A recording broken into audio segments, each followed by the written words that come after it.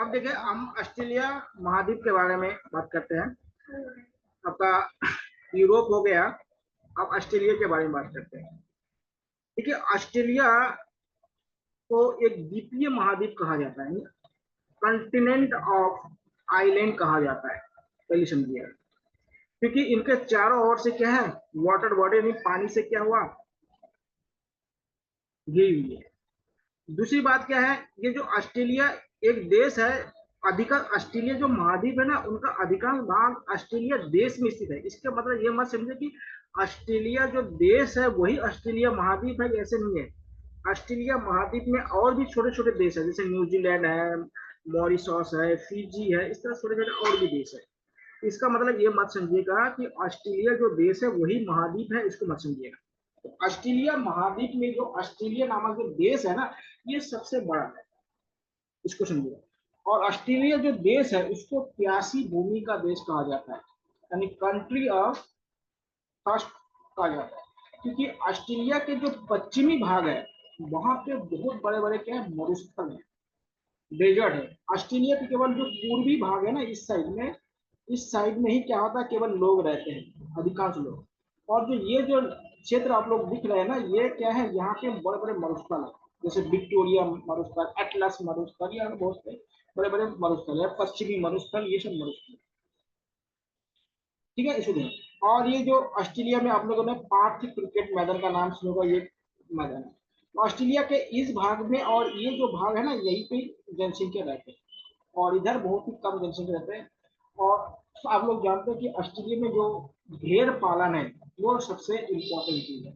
यहाँ का जो मेरिनो भेड़ होता है, जिससे होता है, उसी से क्या होता है, ऊन प्राप्त होते हैं, और उससे क्या होता है, जो वस्त्र वगैरह बनाया जाता है। और इसकी क्या होता है, पशु जो भेड़ पालन होता है बड़े पैमाने पर यहाँ पे की जाती है, भेड़ पालन इसमें होता है।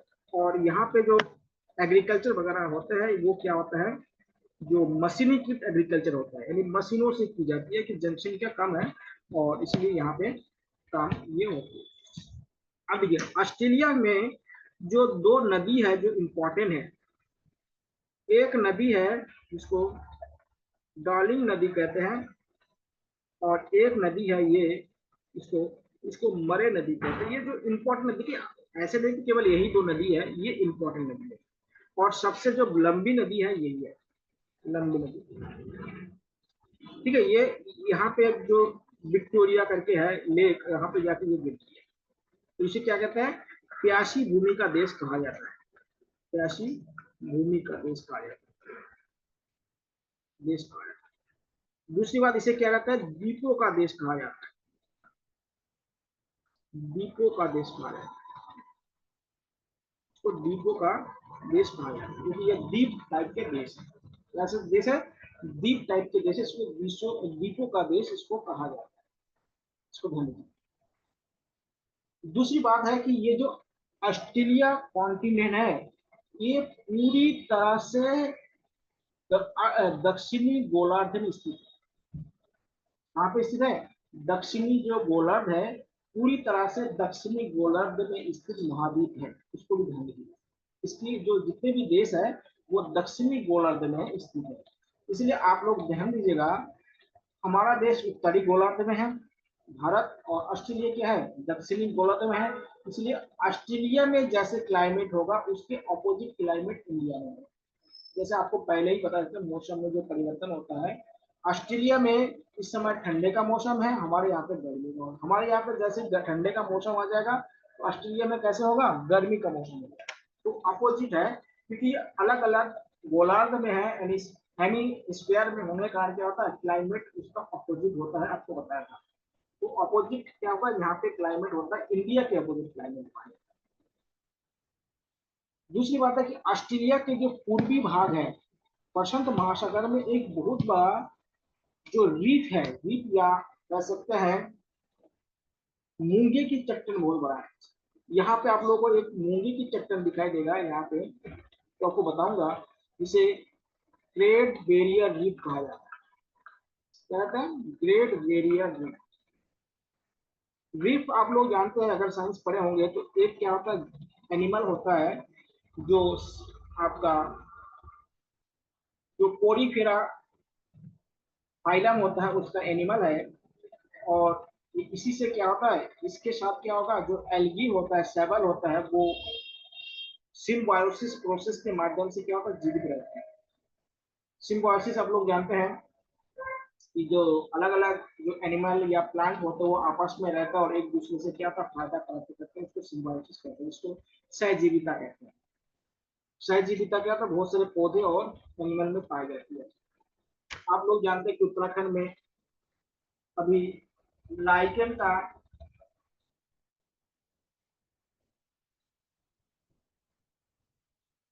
लाइकेन के लिए क्या होता है? यहाँ पे गार्डन बनाया गया है, जिसको लाइकेन हम लोग जानते हैं। तो लाइकेन भी क्या होता है? एक प्रकार के सिम्बायोसिस प्रोसेस के माध्यम से होते हैं, उसमें भी दो जीव होता है। इसलिए जो रीफ होता है, ये भी दो तरह के एनिमल इसमें पाए जाते हैं। एक होता है आपका एल्गी और एक होता है आपका, जिसको रीफ कहा जाता है, या उसको पोपर्स कहा जाता है, या उसको मूंगे कह सकते हैं। ये सारे इसका नाम उसका है, या कोरल कोरल कह सकते हैं। तो इसमें पाए जाते हैं। तो ये ऑस्ट्रेलिया में दुनिया का सबसे बड़ा ये पाया जाता है, इसका नाम है ग्रेट बैरियर रीफ कहा जाता है। हमारे देश में भी जानते हैं, जो हमारा राम सेतु जिसे आप लोग कहते हैं, सभी लोग कहते हैं, और लक्षद्वीप और मिनिकॉय द्वीप, ये भी क्या होता है? कोरल का बना हुआ है, यानी रीफ का बना हुआ है, या मूंगे की चट्टान है, ये पत्थर का नहीं बना हुआ है। इसलिए आप लोगों ने देखा होगा कि कभी कभी आप लोगों ने टीवी पे देखा होगा या यूट्यूब वगैरह में देखे होंगे कि पत्थर तैरते हैं। पत्थर को पानी में डालने पर क्या होता है? वो तैर तैर जाते हैं। वास्तव में वो पत्थर नहीं है, क्या है वो? ये रीफ है, या ये क्या है? कोरल है, या कह सकते हैं मूंगी की चट्टान है। और उसी का तो मूंगे की जब ये मूंगे के चक्कर में शैवाल और जो क्या होता है मूंगे मर जाते हैं ना, तो ये हल्का हो जाता है और उसको पानी में डालने पर वो तैरने लग जाता है, क्योंकि हल्का होता है। तो ये जो राम सेतु बना हुआ है, लक्षद्वीप बना हुआ है, मिनिकॉय द्वीप बना हुआ है, ये सब क्या होता है? इसका बना हुआ है। ध्यान रखिएगा, वो अलग है, धार्मिक मैटर है, उनको बोलेंगे तो थोड़ा दिक्कत हो जाता है। लेकिन जियोग्राफिकल का जो सर्वे है वो उसे कोरल रीफ का बनाया था। इसलिए क्या था? वहां के पत्थर क्या होता है? तैरते हैं। इसको ध्यान दिया। तो ये क्या? ऑस्ट्रेलिया का सबसे अनोखा चीज है। और ऑस्ट्रेलिया में जो कंगारू नामक जो एनिमल है वो पाए जाते हैं। कंगारू देखिएगा, जो मैमल्स होते हैं ना, मैमल्स में तीन प्रकार के एनिमल होते हैं। एक होते हैं अंडे देने वाले मैमल्स होते हैं, एक क्या होता है अविकसित बच्चे जन्म देने वाला मैमल्स होता है, और एक होता है विकसित बच्चे जन्म देने वाला मैमल्स होता है। जो अविकसित बच्चे जो जन्म देते हैं ना, उसको कंगारू कहते हैं। कंगारू का जो बच्चे होता है वो पूरी तरह से डेवलप नहीं होता है। उनके जो पेट में एक थैली टाइप का बना होता है, उसमें उसका डेवलप होता है। और एक इस तरह का भी प्राणी पाया जाता है कि जो मैमल्स है फिर भी वो अंडे देते हैं। जैसे पेल्टिपास एकिडना का नाम अगर आप लोगों ने सुना होगा, तो वो भी क्या ऑस्ट्रेलिया में पाए जाते हैं। अनोखा जीवों का भी क्या होता है? यहाँ पे महाद्वीप माना था कि बहुत अनोखा टाइप के जीव पाए जाते हैं। और जो मनुष्य हो गया, कुत्ते, गाय भैंस हो गया, इनके जो बच्चे होते हैं ये डेवलप होते हैं। इनको क्या होता है, डेवलप होता है। इसको यूटेरिया कहा जाता है। एक होता है प्रीटेरिया, एक होता है मेटाटेरिया, और एक होता है आपका यूटेरिया। तो ये जो हमारा जो है वो क्या है, यूटेरिया है, हम लोग जो आते हैं मैमल्स में। और जो कंगारू आता है वो मेटाटेरिया में आता है। और जो अंडे देने वाले जो मैमल्स होते हैं उनको क्या था, प्रोटेरिया कहा जाता है, टीरिया कहा जाता है। इसको ध्यान रखिएगा। तो ये कहा ऑस्ट्रेलिया में पाया जाता है, इसको ध्यान रखिएगा। और ऑस्ट्रेलिया में भी अंग्रेजी बोली जाती है और न्यूजीलैंड में भी। एक बात ध्यान रखिएगा, ऑस्ट्रेलिया और न्यूजीलैंड में राष्ट्रपति नहीं होता है। कल इसको बात की थी, आप लोगों ने कभी नहीं सुने होंगे कि ऑस्ट्रेलिया के राष्ट्रपति भारत के दौरे पे आए, ये कभी नहीं सुने। ऑस्ट्रेलिया और न्यूजीलैंड के जो राष्ट्र अध्यक्ष होते हैं वो ब्रिटेन की महारानी होती है अभी भी। ऑस्ट्रेलिया की जो राष्ट्र अध्यक्ष कौन होती है, ब्रिटेन की महारानी होती है। अब महारानी तो चले गए, अब महाराजा हो गए हैं। जो भी होगा, ब्रिटेन के जो राष्ट्र प्रमुख होंगे वो क्या होगा, ऑस्ट्रेलिया और न्यूजीलैंड के राष्ट्र प्रमुख उनको माना जाता है। क्योंकि न्यूजीलैंड और ऑस्ट्रेलिया पे भी क्या है, अंग्रेजों ने कब्जा किया था, इसको भी ध्यान रखिएगा। और ये पूरी तरह से क्या, प्रशांत महासागर में स्थित है, यानी पैसिफिक ओशन में क्या होता है, ये स्थित है। पैसिफिक जो ओशन है इसमें क्या है, ये स्थित है। तो ये हो गया आपके कॉन्टिनेंट संबंधित जो क्वेश्चन है वो आपको बता दिया। फिर भी देखिए आप लोगों से अगर कोई क्वेश्चन बनता है, और भी देखिए जब टेस्ट हम करवाएंगे तो इनमें से बहुत सारे क्वेश्चन आपको क्या होगा, इनमें और भी जो इंपॉर्टेंट क्वेश्चन है वो डिस्कशन करेंगे, तो और भी ज्यादा डिस्कशन होगा। इतना आप बेस बना के चलिए कि क्या है, कॉन्टिनेंट के बारे में बेसिक चीज तो आपको जानना ही जानना है। अब ये कॉन्टिनेंट के बाद आपको पता है कि हम ओशन के बारे में बताएंगे, जो हमारे महासागर हैं उनके बारे में हम बात करेंगे। इसके बारे में बात करेंगे, महासागरों के बारे में बात करेंगे, यानी ओशन के बारे में बात करेंगे। देखिए जो ओशन है आप लोगों को बताया था, जो हमारे यहाँ पे जो ओशन है वो क्या होता है, वो वाटर बॉडी है। और वाटर बॉडी आप लोग एक बार ध्यान दीजिएगा, हमारे यहाँ पे 97% जो वाटर बॉडी है, जितने भी हमारा ओशन है उनका 97% जो वाटर बॉडी है ना, वो क्या होता है, वो खारे पानी का है। अभी आपको होता है नमकीन पानी का बना हुआ है। किसका बना हुआ है, नमकीन पानी का बना हुआ है। और नमकीन पानी के होने का कारण क्या है, ऐसे पानी क्या होता है, पीने योग्य नहीं होता है। क्या नहीं होता है, पीने योग्य नहीं होता है। और आपको पता कि हमारे पृथ्वी के 71% पार्ट में क्या है, वाटर है। और उन वाटरों का लगभग 97% जो पानी है वो क्या है, खारा है। देखिए आपको दिखाई दे रहा होगा, स्क्रीन आप लोग को दिखाई दे रहा होगा। तो देखिएगा ये जो वाटर बॉडी है इसमें देखिएगा हमारे पृथ्वी पर लगभग 71% क्या है, वाटर है। और ये जो वाटर है उसका 97% लगभग क्या होता है, साल्ट है, यानी सेलेनाइट है, यानी साल्ट इसमें मिला हुआ। और इसमें सबसे ज्यादा कौन सा साल्ट है, NaCl। अभी आपको बताया था NaCl तो इसलिए क्या होता है, ये खड़ा होता। और जो फ्रेश वाटर है वो क्या है, ओनली 2.5% है। ओनली 2.5% क्या है, फ्रेश वाटर है, समझिएगा। तो ये जो फ्रेश वाटर है ना, इन फ्रेश वाटरों में सबसे अधिक जो फ्रेश वाटर है वो क्या है, ग्लेशियर में पाई जाती है। एक बात ध्यान रखिएगा, जो ग्लेशियर का पानी है ना वो फ्रेश वाटर है। जो ग्लेशियर के पानी होते हैं वो क्या होता है, फ्रेश वाटर होता है। लेकिन ग्लेशियर के पानी पीने योग्य नहीं होता है। अब बोले ये कैसे चीज है, फ्रेश वाटर को तो हम पीते हैं, और हम क्या होता है, ग्लेशियर के पानी हम पी क्यों नहीं सकते हैं। आप लोगों ने देखा होगा अभी RO के खिलाफ बहुत बड़े क्या है, तो लोगों में नेगेटिविटी आ गया है कि RO के पानी में नहीं पीना चाहिए। क्यों नहीं पीना चाहिए, क्योंकि RO के पानी में क्या होता है, RO का मतलब क्या होता है, रिवर्स ऑस्मोसिस कहते हैं। RO का मतलब क्या होता है, रिवर्स ऑस्मोसिस होता है। और रिवर ऑस्मोसिस का क्या होता है, जो पानी में जितने भी मिनरल्स होते हैं वो मिनरल्स क्या होता है, पानी से अलग कर लिया जाता है। अब उसके बाद जो पानी रहता है ना, वो पानी क्या होता है, उसको वो पीने योग्य नहीं रहता, उसमें मिनरल्स नहीं होता है। देखिए मिनरल अगर हमारे पानी में नहीं होगा तो हमारे बॉडी में बहुत सारे क्या होता है, मेटाबॉलिक फंक्शन वगैरह होता है, उसके लिए मिनरल्स की आवश्यकता होती है। आप लोगों ने देखा जो पानी के बोतल हम लोग खरीदते हैं ना, उसमें देखिए लिखा रहता है मिनरल एडेड। उसमें मिनरल को क्या है, ऐड किया गया है। तो उसमें मिनरल को ऐड करेंगे तभी वो पानी क्या होगा हमारे लिए यूजफुल होगा। जिसमें मिनरल्स नहीं है ऐसे पानी पीने का मतलब कुछ नहीं है। ठीक है, हमें पीने के लिए क्या चाहिए, मिनरल उसमें होना बहुत जरूरी है। मिनरल मतलब खनिज पदार्थ जो होते हैं वो होना बहुत जरूरी है। इसलिए आरओ के पानी को क्या है नहीं पीने के लिए डॉक्टर कभी भी सलाह नहीं देंगे कि उसको पीजिए। और दूसरी बात है ठंडा पानी कभी नहीं पीना चाहिए। ठंडा पानी पीने से क्या होता है हमारे यहाँ पे जो पेट में जो एंजाइम वगैरह होता है उसकी एक्टिविटी को कम कर देता है, उसको भी ध्यान देंगे। तो अधिकांश जो फ्रेश वाटर है वो उसमें क्या है ग्लेशियर में पाया जाता है। क्योंकि हम आपको बताया था कि हमारे यहाँ पे जितने भी माउंटेन है वहाँ पे ग्लेशियर है। उसके बाद जो नॉर्थ पोल में साउथ पोल में क्या है ग्लेशियर ही ग्लेशियर है, तो यहाँ पे पाया जाता है। और 1% टाइप का जो पानी होता है वो अंडरग्राउंड वाटर होता है, झील में पानी होता है, नदियों वगैरह में जो पानी होता है यही पाया जाता है। तो झील हो गया, पानी हो गया, नदी हो गया, नाले हो गया, तालाब हो गया, इन सभी में क्या था केवल 1% वाटर होता है। तो ग्लेशियर में क्या था अधिकांश क्या था जो ताजे पानी होता है लेकिन वो पीने योग्य नहीं होता। इसलिए देखिएगा जब ग्लेशियर से नदियों में पानी आने लगता है तब क्या होता है वो ज्यादा यूजफुल होता है। लेकिन अब तो नदियों के पानी भी इतना गंदा हो गया उसको पीने का योग नहीं होता है। अब लोग देखेंगे पहाड़ी क्षेत्र में क्या होता है जो स्रोत होते हैं, जो छोटे छोटे स्रोत की बात बोल रहा हूँ, जो ग्लेशियर से ना होकर मिट्टी के अंदर से जो निकलता है यानी पर्वत पहाड़ स्रोत का जो पानी होता है उसमें मिनरल्स बहुत ज्यादा होता है। लेकिन क्या होता है उसको ज्यादा पीने पर भी नुकसान हो जाता है।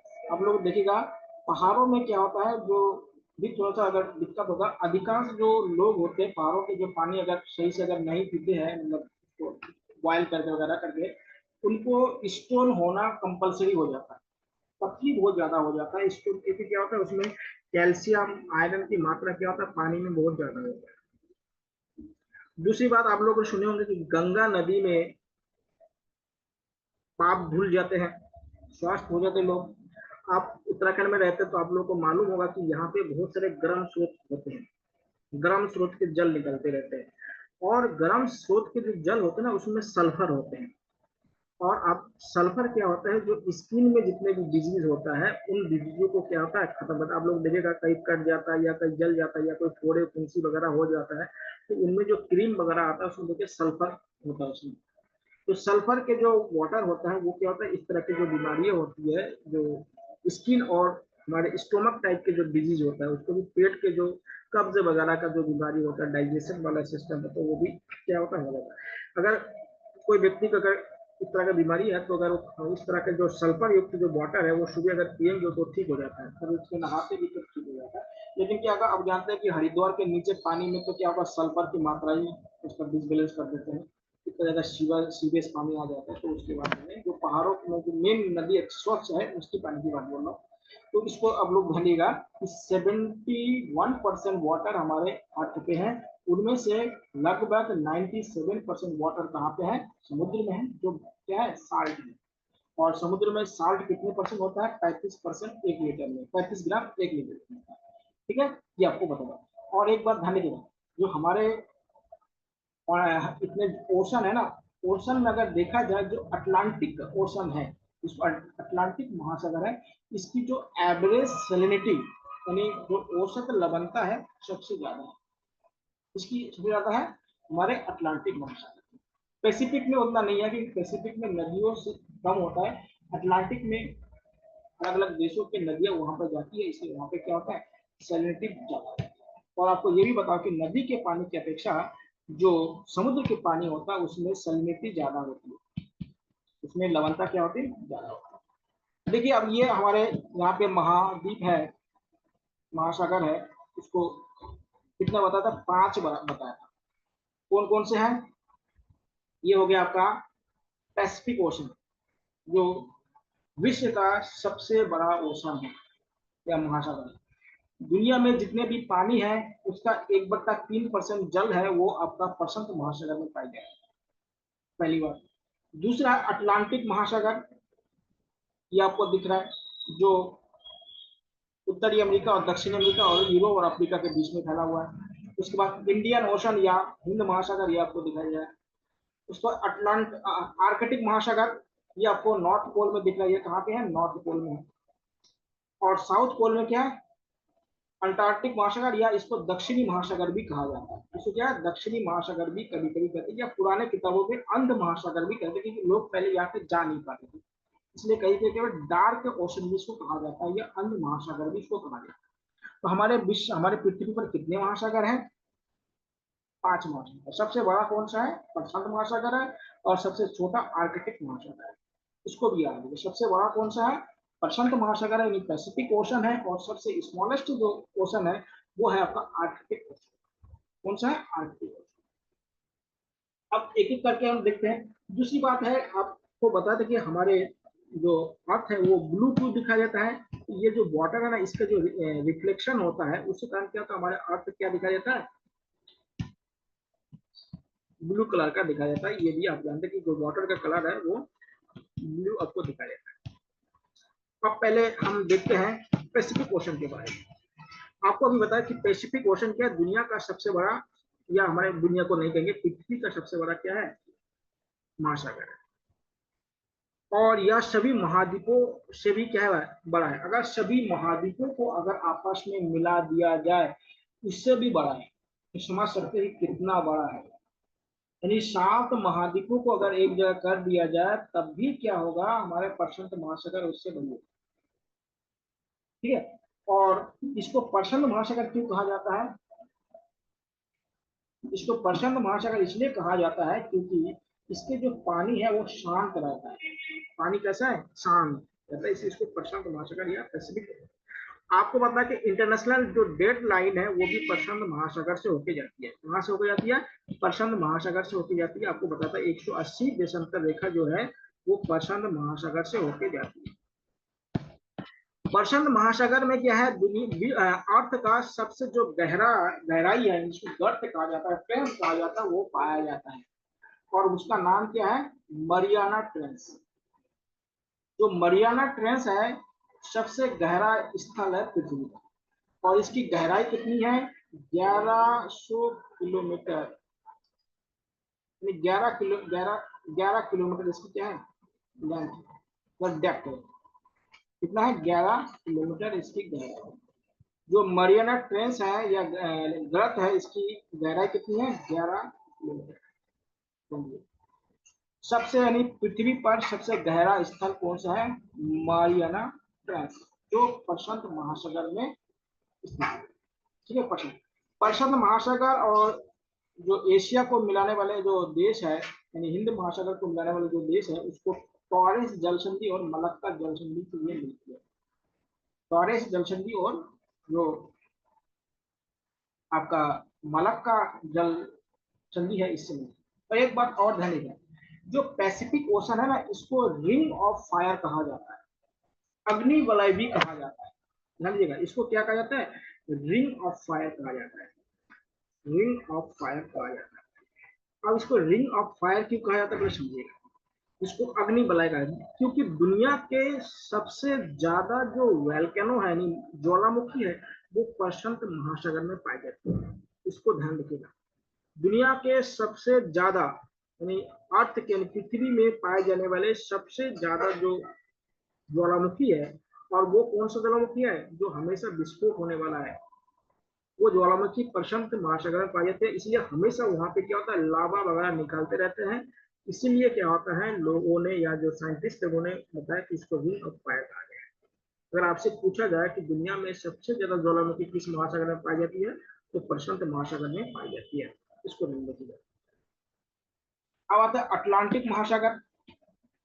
अटलांटिक जो महासागर है, ये इसका जो आकार है ना, वो अंग्रेजी के एस आकार के जैसे होता है। ये क्वेश्चन भी पूछा गया कि कौन सा है जो अंग्रेजी के एस आकार में होता है, तो वो है आपका अटलांटिक महासागर। अटलांटिक जो महासागर है, आपको पता है कि उसके एक साइड में उत्तरी अमेरिका, दक्षिणी अमेरिका, और दूसरी साइड में यूरोप और अफ्रीका से बनी है।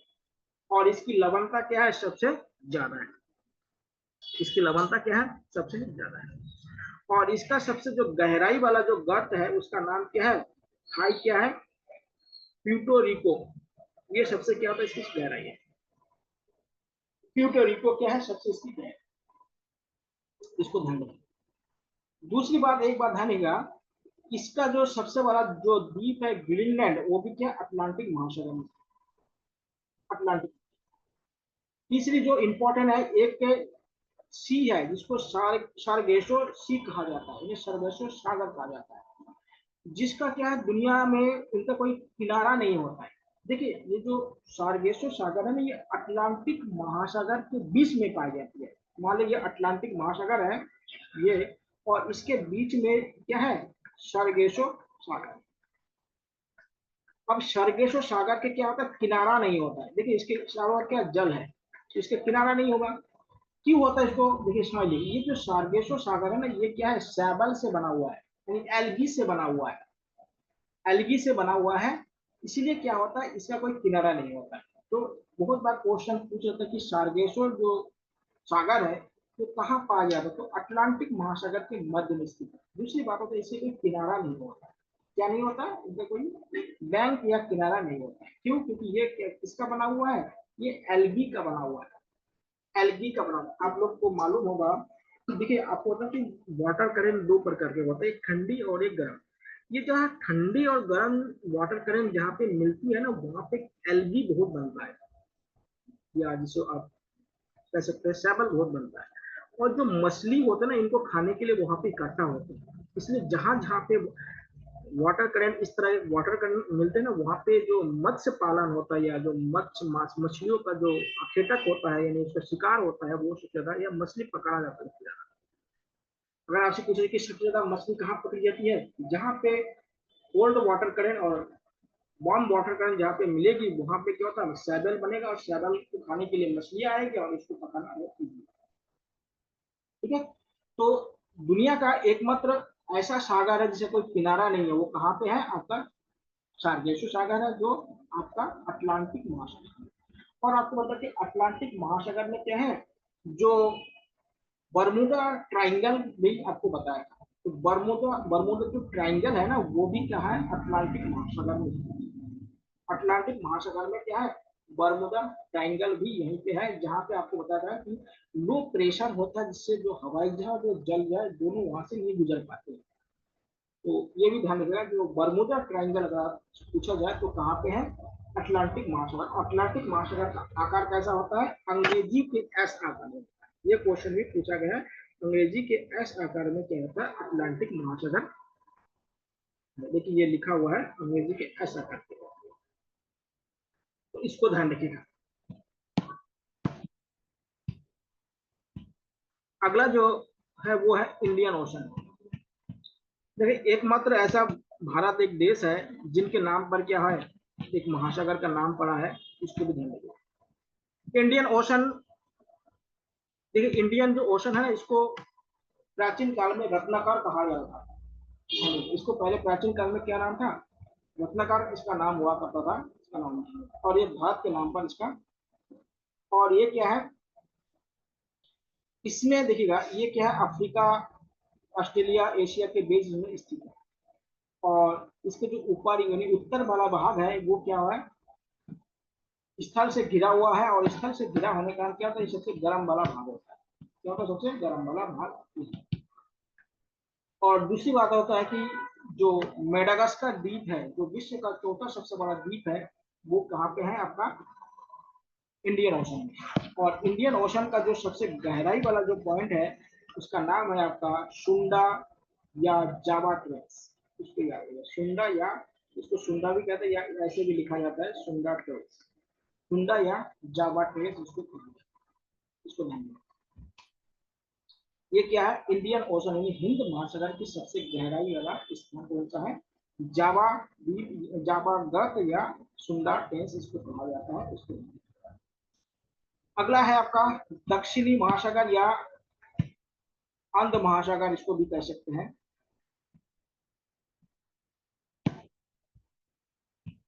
इसको कह सकते हैं क्योंकि यहाँ पर पहले के जमाने में क्या होता है, लोग यहाँ पे नहीं पहुंच पाते थे, कि कोई साधन नहीं था यहाँ पे जाने के लिए।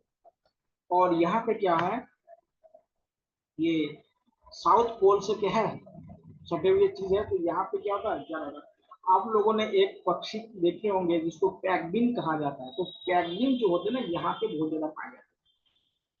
पैगमिन देखे होंगे आप लोगों ने। पैगमिन या देखिए नॉर्थ पोल में क्या होता है, देखिए नॉर्थ पोल में क्या होता है, जो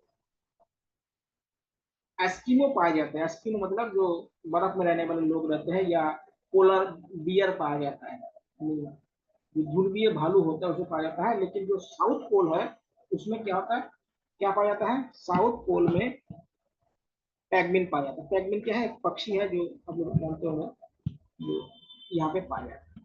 उसके बाद आर्कटिक महासागर, देखिए आर्कटिक सबसे छोटा महासागर है, और ये पूरी तरह से क्या है, बर्फ से ढकी हुई है। क्या है इसकी, बर्फ से इसकी है। और इसकी लवणता सबसे कम है, क्योंकि आप जानते हैं कि यहाँ पर क्या है, यहाँ पर ग्लेशियर, और ग्लेशियर में लवण कम है, तो यहाँ पे औसत लवणता भी क्या है, सबसे कम पाया जाता है, ये भी हम लोग पहले। और ये क्या है, यूरेशिया और उत्तरी अमेरिका से घिरी हुई है, और इसको भी आप लोग भूलिएगा। लेकिन आजकल क्या होता है कि आर्कटिक महासागर की क्या होता है, इम्पोर्टेंट क्या है, बहुत ज्यादा बढ़ गया है। क्यों बढ़ गया है, क्योंकि यहाँ इसके नीचे क्या बहुत बड़े पेट्रोलियम का खदान मिला है, जिसके लिए दुनिया के अलग अलग देश इस पर क्या कब्जा करने की सोच रहा है, क्योंकि इसलिए किसी देश का क्या कब्जा नहीं है, इसलिए इसको भी ध्यान दें। तो ये पर इस तरह से क्या होता है, 5 महासागर क्या है हमारे यहाँ खत्म हो जाता है। तो इसके संबंधित अगर कोई क्वेश्चन आप लोगों का है तो आप लोग पूछ भी सकते हैं, व्हाट्सअप करके पूछ सकते हैं, या कैसे भी पूछ सकते हैं, पूछिएगा। जिससे ज्यादा क्वेश्चन पूछेंगे तो ज्यादा क्या होगा, हम लोग उसको डिस्कशन करेंगे, तो उसको भी ध्यान रखें। आज तो अब नया चैप्टर शुरू नहीं करेंगे, कल से हम जो चैप्टर शुरू करेंगे उसमें हम शुरू करेंगे वाटर करंट, यानी जल धाराएं। वाटर करंट में देखिए आपको पता है कि दो तरह के करंट होते हैं, और करंट जो उत्पन्न होते हैं उसके भी बहुत सारे रीजंस होते हैं कि पृथ्वी क्या होता है, रोटेशन करता है, उसके कारण क्या होता है, करंट उत्पन्न होता है। और एक क्या होता है, फेरस लॉ होता है, उसके कारण जो होता है फेरल लॉ, फेरल लॉ होता है, उस कारण ऐसे होता है। और हमारे पृथ्वी के जो घूर्णन गति है उसके कारण भी ऐसा होता है। दूसरी बात क्या होता है कि पृथ्वी में क्या होता है, कहीं गर्म ज्यादा होता है, कहीं गर्म कम होता है। तो वाटर क्या होता है, जो गर्म पानी होता है वो क्या होता है, ठंडे पानी की तरफ बहती है, और जो ठंडे पानी होता है वो गर्म तरफ पानी की तरफ बहने लगती है। तो इससे क्या होता है, एक प्रकार के वाटर करंट उत्पन्न होता है, और जो पूरी पृथ्वी को क्या है, गोल गोल घूमती है। और जो वाटर करंट होता है, जो उत्तरी गोलार्ध है उसमें क्या घड़ी के सूर्य के अनुसार गति करती है, और जो दक्षिणी गोलार्ध में है घड़ी के सूर्य के विपरीत दिशा में गति करती है। ये छोटे छोटे चीज है, उसको ध्यान रखिए।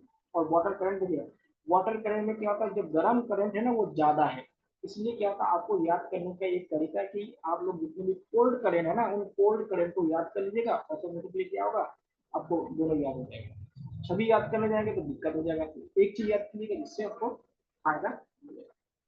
ठीक है, आप लोगों का कोई क्वेश्चन है तो बताइए, नहीं तो आज हम यहीं पे समाप्त करते हैं, क्योंकि नया चैप्टर अब नहीं शुरू करेंगे, टाइम और होने वाला है।